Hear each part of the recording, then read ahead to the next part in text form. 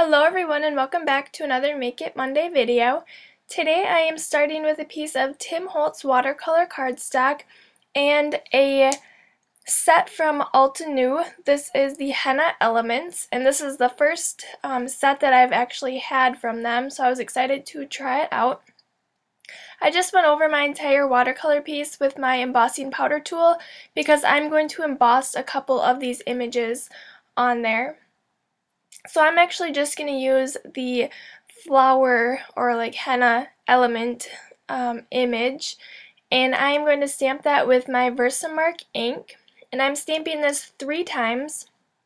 It's going to be more concentrated on the right side of my cardstock because I'm actually going to cut part of that off, which you'll see later in the video. So I'll just go ahead and stamp that 2 more times. So this is more in the middle.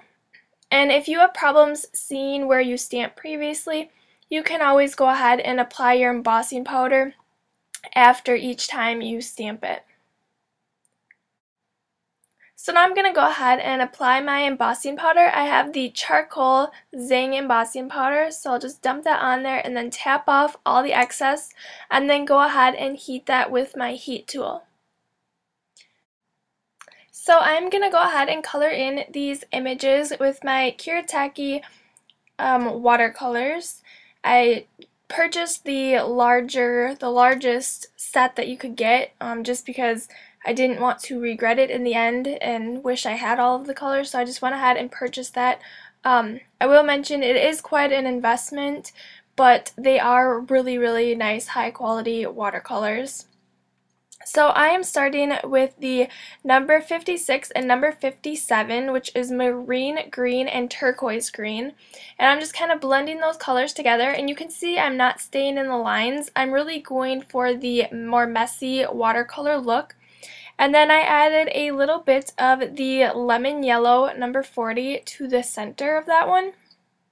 And then I also, it's off camera I know, but I added the number 90 gold in there as well. For my second color, I am using the number 36 and number 34, which are the wine red and dark pink. So again, I'm just blending some of those colors together. Now, this is the first time that I've used it outside of coloring all of the swatches. And these are a lot different than Distress inks. I think that the color is a little bit more concentrated. It's a brighter color, and just the consistency of the watercolors is a lot different than the Distress ink. So if you are wondering the difference between them, there is quite a bit of difference, especially when they dry. They look a lot different. These actually look like watercolors that instead of just an ink that would soak into the paper.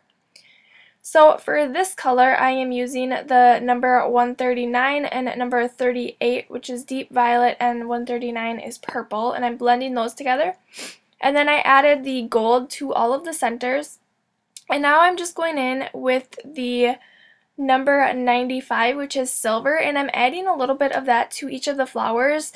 It's not really a silver, it's more of just a metallic shine, I would call it, and it's really pretty in person. It's really shimmery. So I let those dry, and now I'm going to go ahead and cut just on the right hand side of those. You'll be able to see what I mean. So it's going to be all in one piece, and so it's going to be one side of my card is going to be uneven because it's going to go along with the shape of those flowers. So I'm just cutting, and I'm leaving a little white border around the edge. It's a really simple way of fussy cutting, and you don't have to be good at all with fussy cutting to make it work. It's really simple, I promise. So you can see I just have one more flower, but that is how I'm leaving it, with that uneven edge. And you'll be able to see in the finished card how cool that makes it look, and it's just a little bit of a different look on your card and something a little bit more unexpected. And the scissors I'm using is the Cutter Bee scissors, which is my favorite. I use it for everything and it works extremely well. I have the non-stick ones. I actually have both, but I really like the nonstick pair. So you can see I am going to add black to the right hand side of my card base, but first I am going to stamp the sentiment. This one says Happy Day, and it's from the same set. I really like, it's a really simple font, and I like how tiny these sentiments are so that you can fit them in smaller areas on your cards. So these sentiments will be good for using with many different stamp sets, not just this one. And I am stamping that with my Tuxedo Black Memento ink. So now I can go ahead and assemble my card. Like I said, I'll just adhere that black strip to the right hand side of my white A2 size card base. And then for the flower portion, I am going to pop that up with my 3D foam squares. I'm using the large 3D foam squares from Best Creation, and I am using a ton of these on this card. I really want it to stick because when you do the watercolor, sometimes it warps, but I just want it to lay flat, so I'm really going to make sure that the entire back is covered.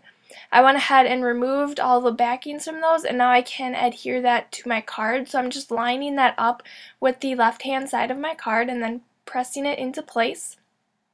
Now the last step, I'm just adding my Viva Decor gold pearls. I have the pearl pen, and I'm just adding 3 dots to the left hand side of the sentiment, and then going to go on the opposite side, so the upper right hand of the sentiment, and add 3 more little pearl dots. And then that is my finished card for today. So hopefully you enjoyed this simple watercolor technique and you liked using the new watercolors that I have. If you have any other questions about them, just let me know. But thank you for watching, and I will see you back here in my next video. Bye!